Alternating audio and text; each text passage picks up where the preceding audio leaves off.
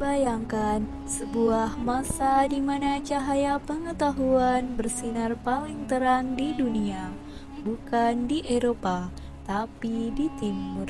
Inilah masa keemasan Islam atau The Islamic Golden Age, sekitar abad ke-8 hingga ke-13 Masehi, ketika Eropa berada dalam abad ke-8. Peradaban Islam mencapai puncak kejayaannya. Masa ini ditandai dengan kemajuan luar biasa dalam ilmu pengetahuan, teknologi, seni, dan budaya. Bagaimana peradaban ini bisa mencapai kegemilangan tersebut? Dan warisan apa yang ditinggalkan untuk dunia modern? Mari kita jelajahi bersama. Kunci dari masa keemasan ini terletak pada fondasi spiritual dan dukungan politik. Ajaran Al-Quran dan hadis sangat menekankan pentingnya ilmu dan akal. Di bawah kekuasaan kekhalifahan Abbasiyah, terutama pada masa Harun al-Rashid dan Al-Ma'mun, didirikan lembaga paling monumental, yaitu Bait al-Hikmah atau House of Wisdom di Baghdad.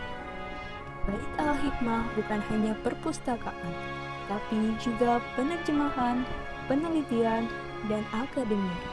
Para sarjana dari berbagai agama, mulai dari Muslim, Kristen, dan Yahudi, bekerja sama menerjemahkan dan melestarikan karya-karya kuno Yunani, Romawi, Persia, dan India.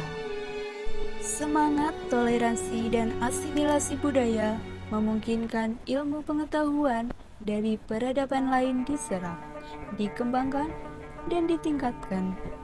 Inilah ciri khas terpenting dari kejayaan Islam, membuka diri terhadap ilmu dari manapun asalnya. Kontribusi terbesar peradaban Islam adalah dalam bidang ilmu pengetahuan murni. Dalam matematika, kita berhutang besar pada Al-Khwarizmi yang dikenal sebagai Bapak Aljabar. Kata Aljabar sendiri berasal dari judul bukunya Al-Jabr. Mereka juga mempopulerkan penggunaan angka India yang kita kenal sebagai angka Arab 1, 2, 3, dan yang terpenting konsep nol yang sangat vital untuk komputasi modern. Di bidang kedokteran, didirikan Bimaristan, rumah sakit umum pertama di dunia, yang tidak hanya merawat orang sakit, tetapi juga menjadi pusat pengajaran. Ibnu Sina atau Avicenna dijuluki Bapak Kedokteran Modern, menulis Al-Qanun fi al-Tibb, The Canon of Medicine, sebuah ensiklopedia medis yang menjadi buku teks standar di Eropa selama ratusan tahun. Astronomi berkembang secara pesat. Astronomi Muslim membangun observatorium canggih, menyempurnakan astrolab untuk navigasi dan penentuan waktu sholat, serta memberikan nama-nama pada banyak bintang yang masih kita gunakan saat ini. Inovasi lain mencakup kimia dengan penemuan berbagai zat dan fisika optik oleh Ibnu Al-Haytham atau Al-Hazen yang merumuskan dasar-dasar metode ilmiah modern. Masa keemasan juga melahirkan keindahan artistik karena larangan penggambaran makhluk hidup. Seni Islam berfokus pada keindahan kaligrafi dan pola geometris yang rumit dan menenangkan, sebuah refleksi dari ketakterbatasan ilahi.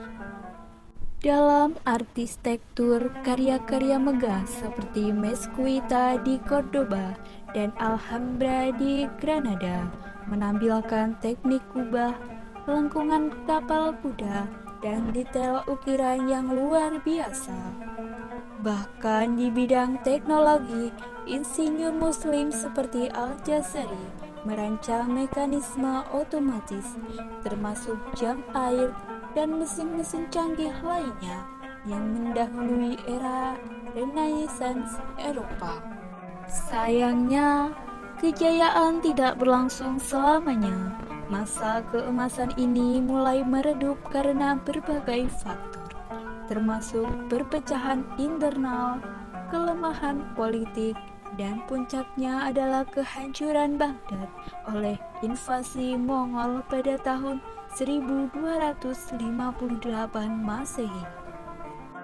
Namun, warisan yang ditinggalkan oleh peradaban ini tetap abadi melalui gerakan terjemahan karya-karya ilmuwan Muslim diserap ke Eropa, memicu era Renaissance dan menjadi jembatan antara pengetahuan kuno dan ilmu pengetahuan modern. Setiap kali kita menggunakan angka 0, mempelajari aljabar, atau masuk ke rumah sakit modern, kita melihat kembali pada cahaya yang bersinar dari masa keemasan Islam. Masa keemasan Islam adalah bukti bahwa agama dan ilmu pengetahuan dapat berjalan beriringan, menghasilkan peradaban yang berwawasan luas dan penuh inovasi. Pelajarilah sejarah karena di dalamnya terdapat kunci untuk membangun masa depan yang lebih baik.